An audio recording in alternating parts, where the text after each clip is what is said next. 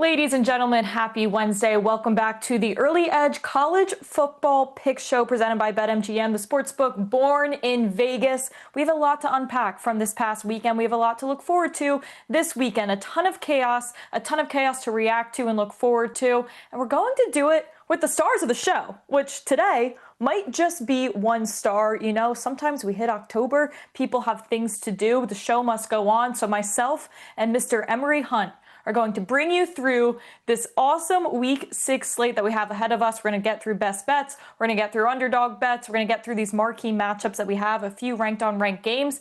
Emory Hunt, let's start with your overall reaction to what we saw last weekend, because may I remind everyone, 3 of 4 AP top 5 teams lost on Saturday, 4 ranked on ranked games, and the lower ranked team went 4-0, all by 6 points or less. Crazy stuff. That's all we could have asked for, right? Exactly. That's what makes college football fun. It also shows you, when you also include how many near upsets we had, talk about Mississippi State versus Tennessee, it was a great weekend of college football, and it's what we expected because they had a lot of marquee matchups, a lot of moving and shaking within the top 25. Still some hate going on in the middle parts of the top 25, not giving respect to Vandy or Georgia Tech or even Iowa State. So hopefully they can rebound and show those voters, those pollsters, this weekend why they should be ranked higher. But yeah, great weekend. That sets the stage for a very good week number 6. I know. I'll tell you, as a Georgia Bulldog, definitely a tough weekend. One thing we can never do is just shake Alabama. Outside of the national championship, which I was boots on ground for, so I'll never complain as a sports fan. That's not the point of this. But I'm looking at my double box screen on Saturday night with Oregon and Alabama, and it feels like it all happened at once. But to get both of those as a 7:30 game was seriously so insane. And outside of being a Georgia fan, to see both of those underdog wins was truly phenomenal. Let's hone in on that whiteout really quick, because we see James Franklin. He is now, and I quote, 0-4 in home matchups versus top 10 teams. That is the worst in this century, given that situation. And he is in his 15th consecutive loss to an AP top 6 opponent. What do we do with all this information, Emory? I think we just take it for what it is. A lot of times it's just matchup based. And oftentimes, and we've said this before, we talked about this in the preseason, why Penn State tends to struggle. The same reason why we talked about why Notre Dame doesn't seem to get that same type of athlete they used to get. I think that's the reason. Penn State will always be able to find offensive linemen, defensive linemen, which is why they're in a lot of these ball games, and they're very competitive in every ball game they face. The separator between Penn State, Ohio State, some schools in the SEC is being able to nail the skill positions, i.e. quarterback, the difference maker at quarterback, and explosiveness at receiver. Now, they can get running backs out the yin-yang, just like they can get O-line and D-line, but they can't find the perimeter speed or the quarterback that's a difference maker that can truly elevate the program. Once they find that, Penn State will be a problem because they are nestled in a great spot, great high school football in the area. They're going to have their picks and chooses of O-line, D-line talent. You'll find running backs that can tote the rock. They have to start finding the difference makers. May have to go outside of their purview in terms of where they recruit, their home base of recruiting, to find that talented quarterback that can run or those explosive receivers that can get down the field. They used to be able to do that, but the climate has changed in college football, and Penn State has to now compete nationally with everybody as opposed to what they used to do regionally. It's a tough situation. I mean, you're talking about the X's and O's on the football field and the clientele, but it's like, us included, we all went into this year saying this is the roster, this is the right season, this is the time. If it's going to happen, it's going to be now. And it's so ironic to me because I feel like this 12-team playoff was supposed to be meant for a team like Penn State to be able to have a chance here. But now I'm like, do I trust them to win back-to-back games against solid teams, against top-ranked AP poll teams to make it and win a national championship? Not even make it, but to ask them, and James Franklin specifically, to do that multiple times in a row. And on top of that, asking Drew Aller to do that. You know, we keep talking about James Franklin in these big games. How about Drew Aller, who hasn't performed historically either? I mean, 56% completion. You saw 2 touchdowns and 1 interception. Like, he's always throwing interceptions in these types of games. You look at their schedule ahead. You go to number 1 Ohio State. That should be a very, very interesting game here. You're at Iowa. That's never a walk in the park. At Rutgers is also really never a walk in the park either. So you get UCLA next this weekend. hoping for a bounce back spot, but it's like all of these filler games only mean so much to me after what we've seen from James Franklin. Is this a fireable offense? Probably not, but as a Penn State fan, Emory, are you frustrated with what you've seen? Not frustrated as par for the course. You it's almost like it's a self-fulfilling prophecy if you're a Penn State fan because you came into the season expecting this to happen and it did. So you kind of made it look real for you, right? So, but here's the thing. If you look at how Penn State has played, and I've always said this and hold this thought, your quarterback is the extension of your head coach, as they like to say. And if your head coach has had his issues in these big game, high leverage moments, then you can expect your quarterback to do the same thing. However, when you look at this upcoming matchups that they have, these really big games against Ohio State and also Indiana, Ohio State. Firstly, I think that's a game where because they're playing a freshman quarterback and Julian Sand, who's played really well and played a phenomenal game against Washington, that's a game where Penn State could potentially right some wrongs and catch Ohio State at a bad spot. The games that worry me are the games against the Indiana's, where you have a wild card in Kirk Cignetti and how they play that game. He seems more confident in these high leverage moments as opposed to a James Franklin. So therein lies the difference. And also that game against Rutgers, because Rutgers to me plays the same brand of physical football that Penn State does. And that's another one of these wild card matchups. So all is not lost for Penn State. We saw them win multiple games last year in the postseason. When they get to the postseason, because I truly believe they'll make this playoff, it's about who they play and when they play them. So they still could have a chance of doing what we all thought they were going to do with this roster, get to the national championship game and win it. Yeah, I mean, I've said it since July between the big three of Penn State, Ohio State, Oregon. All of their goal is to be 10-2. Like a 10-2 is an auto lock into that playoff, whether you're the at-large bid or whether you're just in that Big Ten Conference Championship. That's going to put you in this playoff, and it's just so frustrating for Penn State that they've now put themselves in a situation where you can only afford one more loss. If you want to completely guarantee lock yourself into the playoff, for my team with the coding and inside the lines, we said the winner of this game is going to be a 90% plus chance to make the playoff. That's going to be Oregon now because they honestly have the more favorable schedule. So they always had to go 10-2. Penn State, you just want to go 10-2. Very interesting situation over there in the Big Ten. A lot to still unfold. Let's move over to the SEC. And before we unpack this silly Alabama-Georgia game, I have a very interesting stat from this season overall. The 15 meetings between AP-ranked teams we've seen so far this season, the lower-ranked teams are 12-3. That's an 80% win percentage. That's the second best all time. So you're seeing the chaos and the parity that we thought the season was going to be completely unfold to everything that we wanted it to be. Now you see Alabama join the top 10 at number 10 after a road win versus Georgia here. Are you buying into what we're seeing from Alabama right now, or do you think that was just classic Kirby Smart losing to Alabama?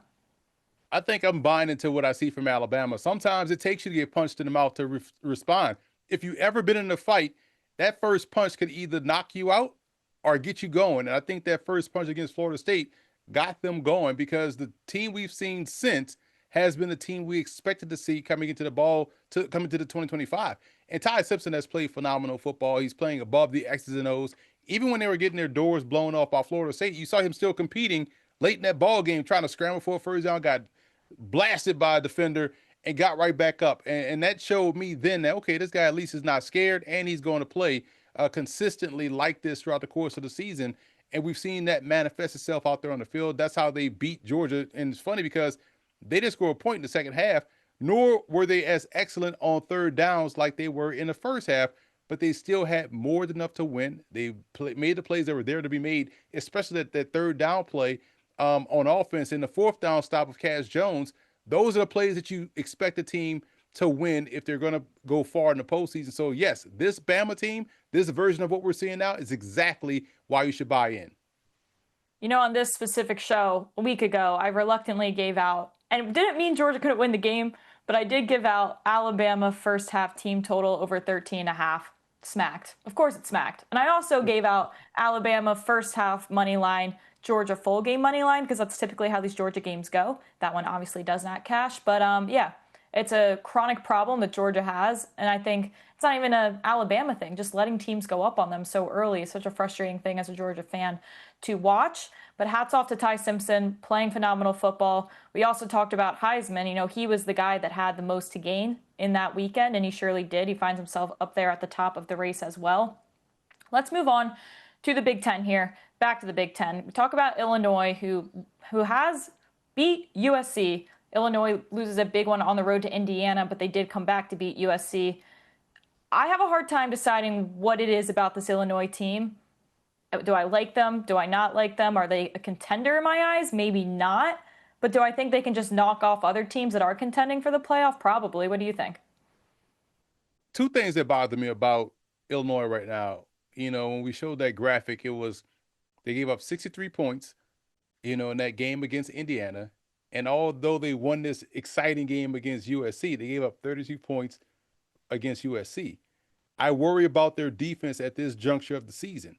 And so Purdue, you don't have to worry about defense, right? Your defense should be able to hold down the Boilermakers, although they've been vastly improved over last year. But man, when you see Ohio State, Washington, Rutgers has been scoring points. Maryland has one of the top quarterbacks in the country, Malik Washington, and Wisconsin just out there holding up a jersey. But in that 4-game stretch of Ohio State to Maryland, you worry about the Illini defense. I don't worry about their ability to score, but they run up against a team that has a good defense, Ohio State and Washington. Therein lies the problem. So I think this is a resilient team, but they're probably more so in that 15 to 20 range as opposed to that top 10. Yeah, and I think you probably see this as more of a 9-3 team in my eyes than anything else. And I just don't think if you see like a Michigan or a USC finish the season strong, I think those are teams that are more likely to get a fourth at-large bid in the college football playoff. Because when you look at the college football playoff, you look at the odds implied, the percent chance for these teams to make it, the way their lines are set. It looks like odds makers are implying around 3.25 Big Ten teams. Now, obviously, I've calculate these numbers to make it equal a perfect 12. Odds makers like to make it a little bit over 12 because they know they can get you to buy in on certain teams, which is fine. But it looks like they're dancing between that 3 and 4. And it looks like that 3 and 4 is directly correlated to how many teams are you going to get from the ACC, how many teams are you going to get from the SEC. So they're dancing around this fourth. Curious if Illinois can find themselves in that fight. In my opinion, I don't think so, but going to be very, very spicy situation come later in the season. Real quick before we get to our best bets and our marquee matchup picks as well, want to say, I do have Tom and Mike's picks that we will be giving out. Let's check in on the Heisman, because this is something I have studied, I'd say, the past 2 seasons being here at CBS, tracking it week over week. Now, historically, we've seen like some easy stat thresholds and obvious things for some of these guys to hit. This is the year of the field. Like every single week, I'm calling it the new flavor of the week. The flavor of the week this week is Dante Moore and Ty Simpson as well. But it isn't always them. I mean, after week 1, you see an overreaction and you see Nussmeier go to the front of the board. Then you see Mateer go to the front of the board. Then you see Stockton. Then it's Mendoza. And every week, it feels like just a different flavor. I'm looking at Diego Pavia down there at 18-1. To me, that guy is the flavor of the week because not only is he on pace for some of these stat thresholds that you have to hit. You want to hit around 35 plus passing touchdowns, maybe 40 combined. But he also has the big lights on him this week. He is the guy that can move the lines this week with the big game that he has here with the ranked on ranked matchup. So Pavia, if I'm putting my money on anyone this week, I feel like it'd be him. What about you? Firstly, I'm upset that Lunch Winfield of the University of Louisiana is not in that list because of what he did last week in that fantastic double overtime victory against Marshall 54-51. Shout out to Lunch Winfield, got you in the show. But I would also take Haynes King. We talk about America's quarterback, and the 2 American quarterbacks that we always talk about, Diego Pavia and Haynes King. Haynes King continues to play. He's a college football version of Rocky Balboa. Georgia Tech was dead in the water last week, and all of a sudden he gets smacked. And next thing you know, Haynes King gets up off the mat, and here come the Yellow Jackets down the field and leading the charge for the comeback. So I think both Diego Pavia, if they upset Alabama, and Haynes King, although they're off this week, but if they continue to run the table and win games and end up undefeated going into the ACC title game, those 2 guys with those odds, Haynes King at plus 2,500, and Diego Pavia plus 1,800. That's great value right now that you should grab and hold on to. I agree. This is the year of the field. You sprinkle on a few guys every week before you know that their odds are going to be cut in half based off a singular performance, because that's just how this year is going. Really quick before we head to break, just because you're a running back, I'm going to throw this long shot name out there at 30-1. Amon Hardy, running back for Missouri, playing out of his mind. I think there's a chance that this Mizzou team can make the college football playoff, not because I think they're the best team in America, but because they have an easy schedule. And it's going to be on the back of him and what he's done so far for this team. So 30-1, if we see all these quarterbacks just Spider-Man meme each other out of the competition, maybe some of these skill positions will come to life. It's time to talk betting, Mr. Emory Hunt. And if you want our bets and more of our coworkers' bets, including Tom, including Mike, who couldn't be with us today, head on over to SportsLine. You can join now for 7 days free if you use the promo code HORSES. Head to sportsline.com/join, again, with promo code HORSES for 7 days free. We move on into our second segment here. It is time to talk games of the week with Emory. We're talking about Iowa State. We're talking about number 9 Texas, and we're doing it all right after this.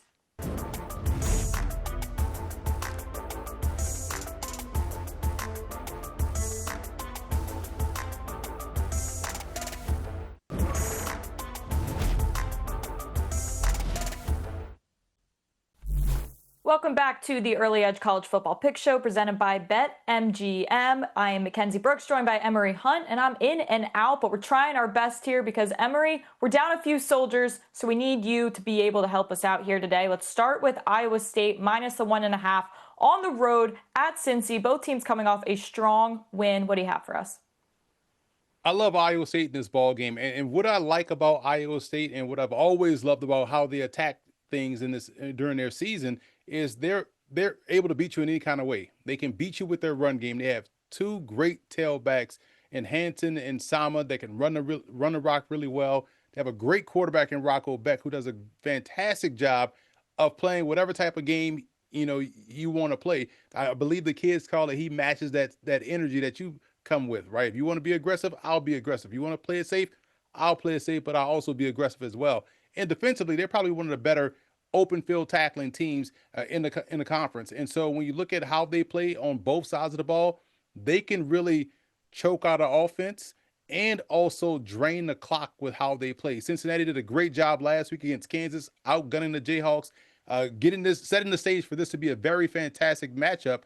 So in my opinion, when you look at these two games and look at this game, look at these two teams, it's really about which defense you trust the most, and that's going to always be the Cyclones.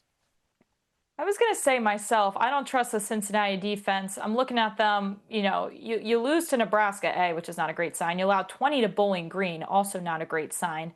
And then you allow 34 to Kansas. That's not what I like to see. I'm looking at this Iowa State schedule here. This looks a lot more promising in my opinion. This is also a team that was 7-1 straight up, 6-2 against the spread in their last 8 road conference games. Meanwhile, you look at Cincinnati, 0-4 straight up and against the spread in their last 4 games versus ranked teams. So are trends everything? No. Is it worth mentioning? Typically. I mean, you look at Cincinnati getting in a shootout.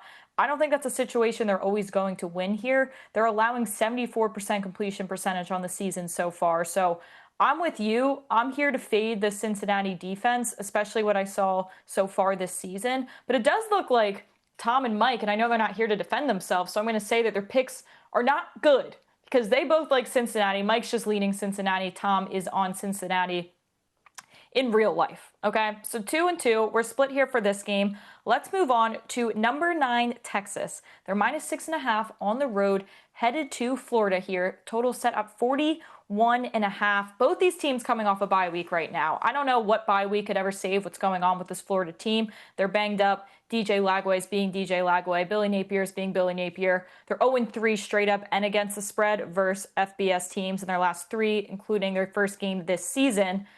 Do you have any faith in this Florida team here, Emory? I do.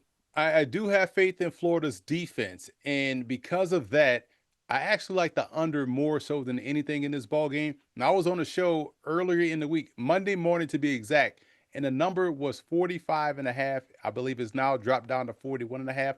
I am still taking the under. And the reason why is because Florida's defense can make this look like the LSU game. What you don't hope happens is for DJ Lagway to throw 5 interceptions. But what we also know is that pound for pound talent-wise, he's better than Arch Manning. And I know Arch Manning tends to beat up on, these subpar teams, which he should, which is what you're supposed to do. And they still have a very good defense as well. So this Texas defense can definitely make Lagway throw a couple of picks as opposed to not throwing interceptions. So to me, this is all about both teams' defense and their ability to run the football, which I also lean Texas way. But for me, the best play is to go under 41 and a half. And if you can catch it at a higher number, go under that. I think the magic number for this ball game is 35. So I would even also take it as it continues to drop. But once it gets to 35, I would stay away from it and pick a side. But I'm going under this total. Yeah, I honestly couldn't agree more with you on this. I think you see two big brand names in the SEC like Texas and Florida, and in your brain you want to see this like awesome, sexy shootout type of game. That's not going to be the case here with these teams. And not to mention, Texas 3-1 to the under so far in the season, Florida 4-0 to the under. And not only do I think Texas defense is good, I mean, Florida is legitimately the worst offense technically in the SEC right now. I agree with that. I'm more on Texas minus the 6.5 here. I think this is going to be a Texas blowout. We forget about how great this defense is because as the media, we're so focused, hyper-focused on Arch Manning and what he's doing. His defense is playing very, very well, especially going against a sorry Florida offense here. So I think they cover based off this under that we're going to get. And we have to remember that first loss of the season was like by 7 to the best team in the country. So no, do I think we need to hand Texas all of these flowers because obviously we thought there would be so much more for them this season. I do want to give them a little bit of grace for losing to the best team in the entire country. So give me Texas minus the 6.5. I like that Arch Manning found himself a little bit. It kind of feels like a Ben Simmons who just needed to see like 8 free throws go through and now he's back and now he's going to be better than ever. That's what I think we're going to see. You just look at week 1 versus the past 3 games, up to 63% completion percentage, 8-2 pass to touchdown interception ratio, and 5 rushing touchdowns on top of that. Is this going to be the same game as Sam Houston? Absolutely not. Do I think we'll get a better performance from Texas overall with a more confident Arch? I do. I really do think that. And as far as Mike is also agreeing with the Texas minus 6.5 there. So for those keeping track of Mike's picks at home, that is what our guy is on. All right. We've talked 2 games. We got 2 more great games to talk. We're going to do it right after this.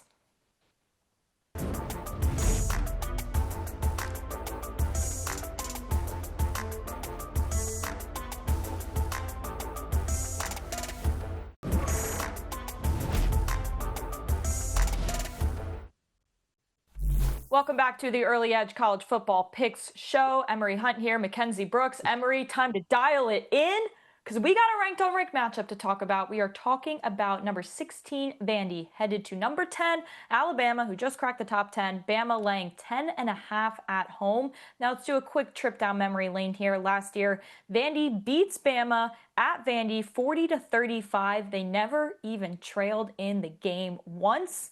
I have to imagine we won't have a similar situation this time around, but Emory, would like to know your thoughts on this.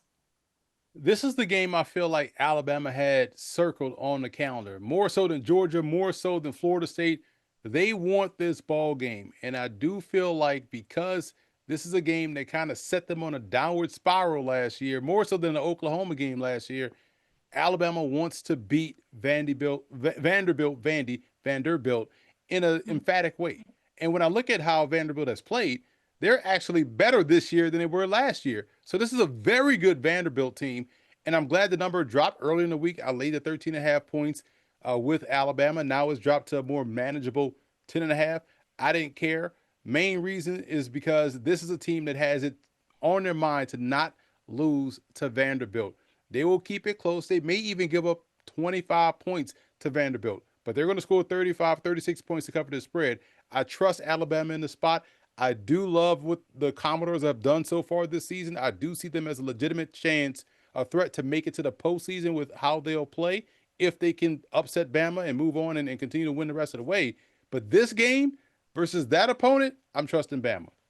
Wow. Can you imagine an upset in a conversation of Vandy in the college football playoff? I'll tell you, man, something about college football. I will say, Vandy, this is the first of 4 straight games versus ranked teams. And they do have a bye week, but after that, they see LSU and a plethora of currently ranked teams. So I don't want to call this a look-ahead spot for them by any means, because obviously this is such a big game on their calendar. They're also 5-1 against the spread versus ranked teams since 2023. So some definitely things to talk about here. I'm going to ignore the spread. I'm going to go Bama team total over 31.5. If you can still find that, I take it up to 34.5 if you must. I wouldn't go over that 35. I think they scored 35 points, A, because they did it last year, B, because we just saw Vandy give up 35 to Utah State, and C, the revenge narrative that you said. If they go up early in this game, I do not think they take their foot off the gas. And like you said, this could be Vandy putting up at least 20 plus points too, but give me the revenge narrative. Give me Bama to do what they did last year, put up at least 34 points. And I think that might be the safer play than this spread that we're looking at here. Let's move on to one more marquee matchup of the week before we get into our best bets of the weekend. Number 3, Miami, laying 4.5, headed to Tallahassee. Number 18, FSU, moved down to 18 again after that overtime loss to UVA. I was watching that game with Danny Cannell and Jordan Giorgio, two of our Florida State alum. Not good vibes in that room. As someone who just roots for chaos, I was in the corner like, oh my God, this is so fun, but I felt bad for them. Nonetheless, obviously a spot to bounce back for this team. Both teams 3-1 against the spread so far this season. FSU versus top 3 teams. They're 0-4 against the spread, 0-4 straight up in their last 4 here. Obviously, we want to tell ourselves we're looking at a different Florida State team here. So do you think they have a chance here at home? They do. And here's the reason why. Thomas Castellanos gives them a chance because he's so spontaneous in his athleticism to where you can't really game plan for him. And so you may have the perfect defense call that he's able to scramble out and find a way to make a way. The difference, though, is that this Hurricane defense is legitimate, strong on both edges. They can rush with power, they can rush with finesse, they can rush with technique and speed. So they'll find a way to keep him contained more so than not. And earlier in the week, I have to keep referencing this because people love to dive into the comments and be like, well, you said this earlier in the week on the show. Yes, because the number changed. This was 6.5 for Miami earlier in the week, and I took Florida State plus the points. Now it's down to a more manageable where I think it's going to end up 4.5, maybe even 3.5 in some spots. The reason why I like this number, because it will be a closer game, but I trust Miami's defense at this spot with 4.5 points to lay the number with the Hurricanes. It's not even about the Hurricane offense because Florida State's defense will be able to get after the quarterback and will find some success. But Miami's defense will be able to turn the ball over. They will put these guys in backed up situations enough to where Carson Beck and company can find some drives, find some points enough to cover. So I'll lay the 4.5 with Miami. Just laying the smart numbers here. That's what we do on this show. Sometimes it's about the spread. I did hear that our good friend Mike McClure has entered the group chat. Mike, welcome back from the trailer, from what I believe. I'm so sorry we didn't get to hear you before. We were giving out your picks for you, but I will let you speak for yourself on this Miami FSU game. Yeah, look, I thought the number where it opened was more appropriate. 6.5 is where I would set the line here. At 4.5, I'm going to be on the Miami side, and a lot of it is what Emory had to say. Miami, good offense. Carson Beck has looked pretty good so far. It's the defense, though. Out of every little metric you look at, every aspect of the game, Miami has got it on the defensive side of the ball, which helps the offense a ton when you're talking about average starting field position and just giving the other team no break in terms of the defense, right? So when I look at this particular setup, it's a tough environment. It's going to be a tough environment. I think Florida State, though, is a little propped up still on that big win over Alabama. Was it impressive in the moment? Yes, absolutely. But I think it was just a bad week for Alabama, more so than anything else. So I make Miami the better team here. I made the line 6 personally, would lay it at 4.5. Right. Sometimes it's about that key numbers. Again, opens up at 6.5, now down to 4.5, makes it a lot more digestible to take Miami and the points. Tom is on the over in this game. Can't say I don't agree there. You have FSU who leads everyone in points per game and yards per game here. I'm going to take a little bit of a player prop angle, guys. So strap in for this. Tommy Castellanos, interception. Okay? I think this is a game. He's had 3 in his past 2 games here. You look at similar quarterbacks who have played this Miami team, 6-1 to the over when it comes to interceptions. And you look at his first start against Miami when he was with Boston College, he threw a couple of interceptions too. So we're getting a pretty solid price on this depending where you shop around. Should be around even money if it's available to you there. But I think we're due for a little bit of an interception. I think the trenches are going to be a war zone, going to be a lot of pressure that you're seeing here. So little player prop to add to your card there. All right. We've talked about the big games. We've talked about the ranked games. Let's go into some best bets on the weekend coming up after this. This is where we get pretty good.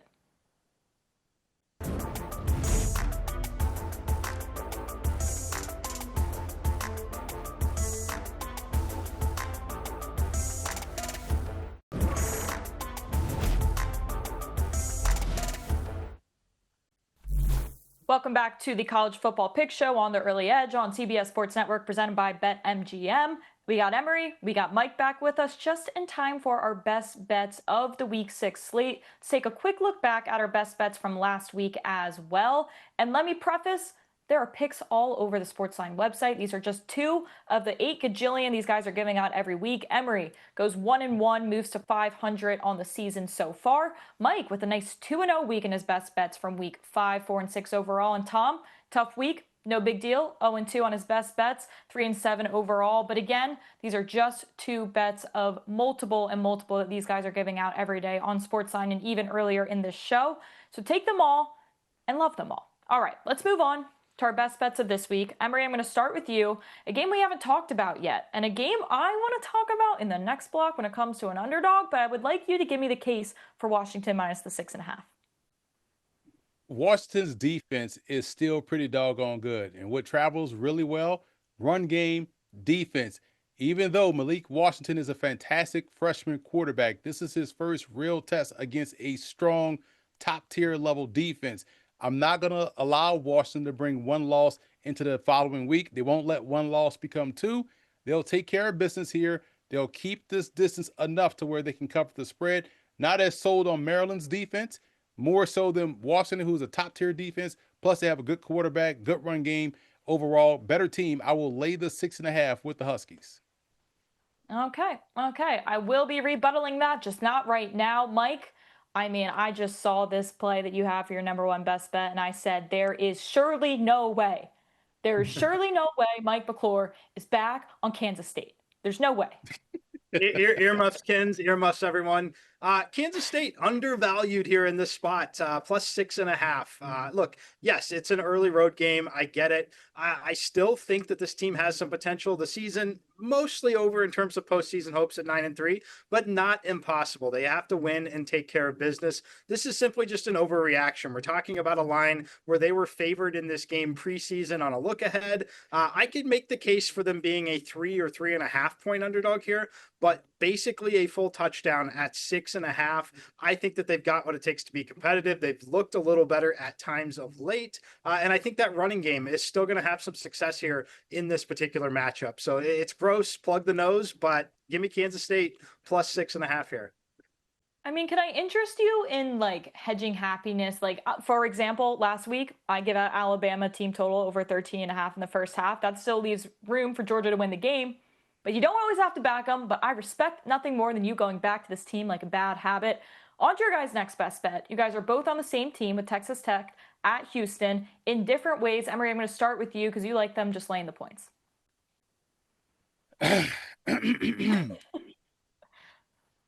Everyone is scooching a mí. Mira. Money. Mucho dinero. Texas Tech is not losing to nobody that doesn't have the bank account that Texas Tech have.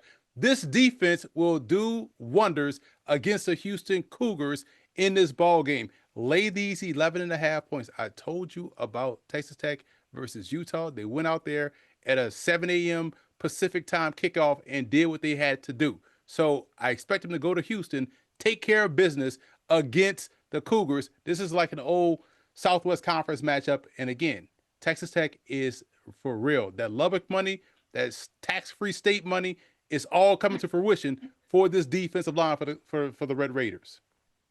Listen, I have to agree. I mean, the defensive line's coming to life. They put $8 gajillion into this defense overall. But Mike, I see that you actually are backing the Texas Tech offense with this play. Yeah, offense and defense, frankly, Ken. It's that defense creating short fields, potentially creating turnovers. How about the team total over 30.5? The fact that this is not 31.5, we know 30 and 31 can become incredibly key numbers, but 34, 35 also, particularly for this team. You watch what they were able to do. Emory and I both backing them on the road at Utah, able to surpass this number in that environment. When you look at this particular matchup, we're just going to continue to be early on Texas Tech. Defense creates offense here. This number should be north of 31.5. So give me team total over 30.5. All right, I like it. I'm sold on this Texas Tech team. I think they have a really good shot at making the college football playoff as well. Just a quick recap with Tom as well. Tom is taking Texas minus the 6.5 against Florida as one of his best bets. And you also have him taking TCU minus the 13.5 headed over to Colorado. Let's take one more look at everyone's best bets for this week 6 slate. We have some lock agreement between Emory and Mike with Texas Tech, one taking the team total over, one just taking the points. And we have Washington minus 6.5 from Emory and Kansas State plus the damn 6.5 from Mike McClure after this break. We're going to get to the dogs of the week. We were so close last week. I was so close last week with my dog. I have a dog I like this week. The guys do too. We're all back in business. We'll see you guys after the break.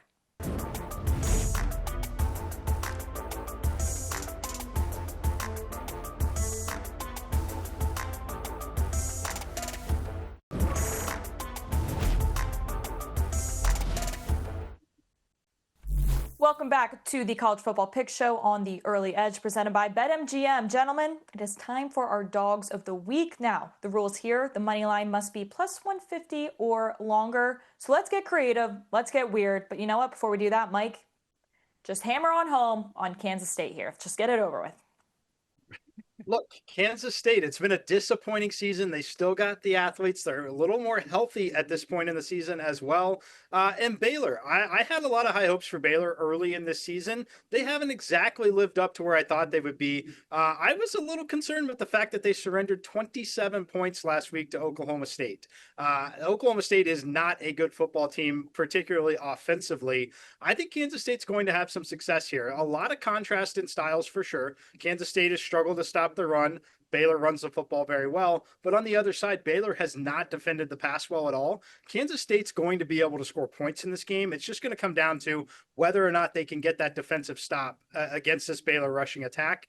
I think that this game is going to be competitive, though. You look at the games Kansas State lost this year. How about 3-point loss to Iowa State? And Army, 3-point loss in that game. Touchdown game on the road at Arizona. Like they're underperforming. There's no doubt, right? They're not getting blown out 35-0, right? They're right there. They're competitive in these games. And now you're talking about a team that's finally a little healthy at this point. I think they're a little undervalued here. So give me Kansas State plus 185. I will be rooting you on from the sideline, Mike. Everything coming out of your mouth makes a lot of sense. I'm just going to be on the sideline for this one. I want to talk about a team here that Emory gave out as his best bet was Washington to cover. I actually think a little sprinkle on Maryland money line might be worth your time at plus 195. This is a team coming off a bye week. They have a stud quarterback, Malik Washington. They have a stud defensive end in Sidney Stewart, who is the cousin of Derek Queen, if that interests anybody. But that's besides the point here. This Washington defense is so banged up. They just played Ohio State. If you want to see how hard it is to cross multiple time zones and go over to the East Coast, just ask USC and how that went when they had to cross a few time zones themselves. So if there is a chance for Maryland to sneak attack this team, they're in the best spot they could possibly be, coming off the bye week, getting a banged up Washington team here. So I think at plus 195, I'm willing to take a shot on this team this Saturday. And I also have another one I'm going to give out if we have a little bit of time. But before we do that, I'm seeing a plus 450 burger coming from Emory Hunt with Mississippi State here. Talk to me, Emory. I thought this was a dog segment, so of course I'm taking the Bulldogs in this ball game to knock out the Aggies. And the reason why I like Mississippi State, they nearly pulled it off against Tennessee. They ran out of time. They got themselves in a bit of a pickle there with the passing game of the Vols. This passing game of Texas A&M is good, but it's not like Tennessee. And if you have to bank on just stopping the run, which is just getting into the way, a lot of times, attitude and want to, I think Mississippi State, who has played better defensively this year, can get in the way, steal away a few possessions from A&M on the ground. And we know their offense can score. This offense hadn't missed a beat. They are able to score and maximize their opportunities. This game will look a lot like the Tennessee Vols game in terms of how back and forth it may go. But this time, I like Mississippi State to come away with the win. Okay. I like it. You know, I like to see a plus 450 on the board. Just want to speak for Tom here as well. He was taking UAB as his dog here versus Army. Pretty solid value you're getting there with a plus 220. I got one more dog I just want to get off my chest. Just a little bonus mode action. Not too much of a dog. They're around plus 2.5 on the road. But Western Kentucky going to Delaware on CBS Sports Network on Friday night. Delaware has played all of 3 FBS games, and I just don't feel like that's enough of a sample size right now to say they're definitely going to beat this Western Kentucky team, who's also an air raid offense and also took care of business against Missouri State and covered in their game last weekend. So I feel like the vibes are high for this Western Kentucky team on the road. I just don't think we're pricing Delaware correctly enough at this point in the season. So if you're looking for a smaller dog, Western Kentucky could be one you add to your plate here. Mike, I know you joined us late. We got through a block or two without you. I know there's some best bets from those marquee matchup games that you didn't get to talk about. Is there anything you want to get off your chest before we get out of here? I'll start with Texas. I like Texas laying the points here. Look, they needed the bye week. They got the bye week. I don't think Florida is really at this level when you talk about the quality of defensive player on the side of the Texas Longhorns. That defensive line is going to make life difficult for Lagway here. I think, though, the week off, it was really needed for Arch, and I think that they're going to be a lot better offensively in this game. So I made the number in this one all the way up to 9.5. I thought it should be flirting with 10. The fact that it's now dipped a little bit under the touchdown, look, I get it. Texas has not looked great at times. It is a road environment.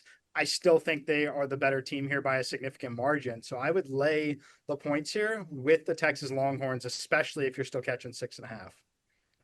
I want to ask you, Mike, because I was kind of making this case for Texas. Not that I want to give them the benefit of the doubt because they have objectively been underwhelming, but like losing to Ohio State in that first week, they're the number 1 team in the country. Like, is it that deep? Are we weighing too much and putting so much stock into that week 1 loss with a freshman Arch Manning?